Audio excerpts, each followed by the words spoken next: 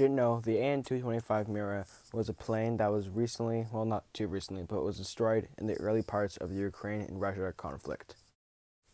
This plane was the world's biggest plane and was the only one in existence, kind of, but it was destroyed and beyond repair.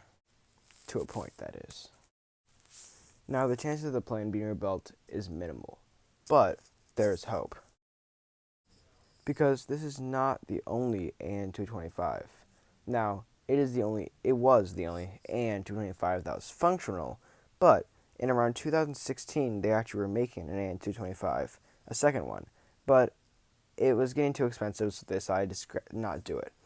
But it still exists, so they may be taking the parts from the old and destroyed An-225, which has some functional parts, and putting it into this one, and being able to make it into a brand new plane.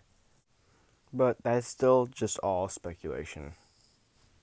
Anyways, thank you for watching this video. Make sure to like and subscribe, and see you next time.